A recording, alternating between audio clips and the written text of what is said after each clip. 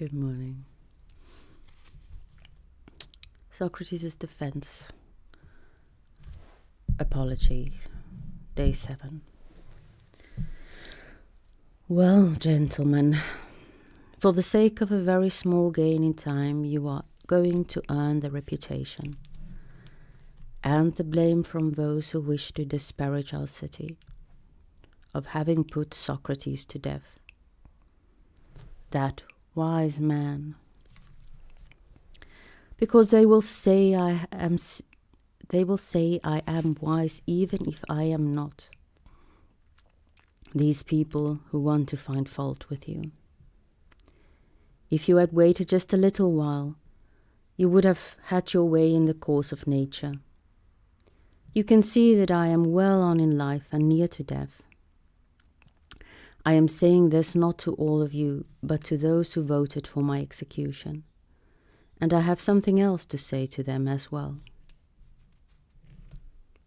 No doubt you think, gentlemen, that I have been condemned for lack of the arguments which I could have used if I had thought it right to leave nothing unsaid or undone to secure my acquittal.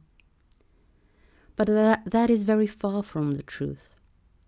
It is not a lack of arguments that has caused my condemnation, but a lack of effrontery and impudence, and the fact that I have refused to address you in the way which would give the most pleasure. You would have liked to hear me weep and wail, doing and saying all sorts of things which I regard as unworthy of myself, but which you are used to hearing from other people. But I did not think that I ought to stoop to servility because I was in danger. And I do not regret now the way in which I pleaded my case. I would much rather die as the result of this defense than live as the result of the other sort. In a court of law, just as in warfare, neither I nor any other ought to use his wits to escape death by any means. In battle it is often obvious that you could escape being killed by giving up your arms and throwing yourself upon the mercy of your pursuers. And in every kind of danger there are plenty of devices for avoiding death if you are unscrupulous enough to stick at nothing. But I suggested, gentlemen, that the difficulty is not so much to escape death. The real difficulty is to escape from doing wrong, which is far more fleet of foot. In this present instance, I, the slow old man, have been overtaken by the slower of the two. But my accusers, who are clever and quick, have been overtaken by the faster, by iniquity. When I leave this court, I shall go away condemned by you to death, but they will go away convicted by truth herself of depravity and wickedness. And they accept their sentence even as I accept mine. No doubt it was bound to be so, and I think that the result is fair enough. Having said so much, I feel moved to prophesy to you who have given your vote against me. For I am now at that point where the gift of prophecy comes most readily to men. It's always with women. At the point of death, I tell you, my executioners, that as soon as I am dead, vengeance shall fall upon you with a punishment far more painful than your killing of me. You have brought about my death in the belief that through it you will be delivered from submitting your conduct to criticism. But I say that the result will be just the opposite. You will have more critics, whom up till now I have restrained without your knowing it. Being younger, they will be harsher to you and will cause you more annoyance. If you expect to stop the denunciation of your wrong way of life by putting people to death, there is something amiss with your reasoning. This way of escape is neither possible nor credible. The best and easiest way is not to stop the mouths of others, but to make yourselves as good men as you can. This is my last message to you who voted for my condemnation. As for you who voted for my acquittal, I should very much like to say a few words to reconcile you to the result, while the officials are busy, and I am not yet on my way to the place where I must die. I ask you, gentlemen, to spare me these few moments. There is no reason why we should not exchange fancies while the law permits. I look upon you as my friends, and I want you to understand the right way of regarding my present position. Gentlemen of the jury, for you deserve to be called so, I have had a remarkable experience.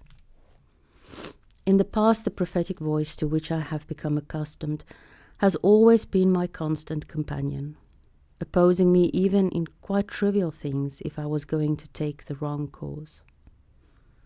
Now something has happened to me, as you can see, which might be thought and is commonly considered to be a supreme calamity. Yet neither when I left home this morning, nor when I was taking my place here in court, nor at any point in any part of my speech did the divine sign oppose me.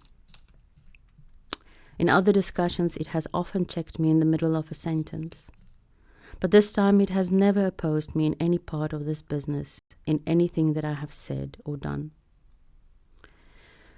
What do I suppose to be the explanation? I will tell you. I suspect this thing that has happened to me is a blessing, and we are quite mistaken in supposing death to be an evil. I have good grounds for thinking this, because my accustomed sign could not have failed to oppose me if what I was doing had not been sure to bring some good result. We should reflect that there is much reason to hope for a good result on other grounds as well. Death is one of two things. Either it is annihilation, and the dead have no consciousness of anything, or, as we are told, it is really a change, a migration of the soul from this place to another. Now there is no consciousness, but only a dreamless sleep. Death must be a marvelous gain. I suppose that if anyone were told to pick out the night on which he slept so soundly as not even to dream, and then to compare it with all the other nights and days of his life, and then were told to say, after due consideration, how much better and happier days and nights than this he had spent in the course of his life. Well, I think that the great king himself, to say nothing of any private person, would find these days and nights easy to count in comparison with the rest. If death is like this, then I call it gain, because the whole of time, if you look at it in this way, can be regarded as no more than one single night. If, on the other hand, death is a removal from here to some other place, and if what we are told is true, that all the dead are there, what greater blessing could there be than this, gentlemen? If on the arrival in the other world, beyond the reach of our so-called justice, one will find there the true judges who are said to preside in those courts, Minos and Radamanthus, and Icus and Treptolemus, and all those other half-divinities who were upright in their earthly life. Would that be an unrewarding journey? Put it in this way. How much would one of you give to meet Orpheus and Musaeus, Hesiod and Homer? I am willing to die 10 times over if this account is true. It would be a especially interesting experience for me to meet them there, to meet Palamedes and Ajax, the son of Telamon, and any other heroes of the old days who met their death through an unfair trial, and to compare my fortunes with theirs. It would be rather amusing, I think, and above all I should like to spend my time there, as here, in examining and searching people's minds, to find to find out who is really wise among them, and who only thinks that he is. What would one not give, gentlemen, to be able to question the leader of the great host against Troy, or Odysseus, or Sisyphus, or the thousands of other men and women whom one could mention, to talk and mix and argue with whom would be unimaginable happiness. At any rate, I presume that they do not put one to death there for such conduct, because apart from the other happiness in which their world surpass ours, they are now immortal for the rest of time, if what we are told is true. You too, gentlemen of the jury, must look forward to death with confidence, and fix your minds on this one belief, which is certain, that nothing can harm a good man, either in life or after death, and his fortunes are not a matter of indifference to the gods. This present experience of mine has not come about mechanically. I am quite clear that the time had come when it was better for me to die and be released from my distractions. That is why my sign never turned me back. For my own part, I bear no grudge at all against those who condemned me and accused me, although it was not with this kind intention that they did so, but because they thought that they were hurting me, and that is culpable of them. However, I ask them to grant me one favor.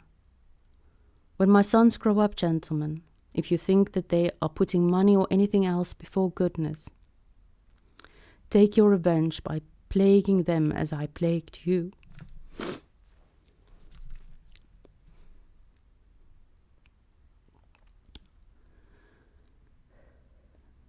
And if they fancy themselves for no reason, you must scold them just as I scolded you, for neglecting the important things.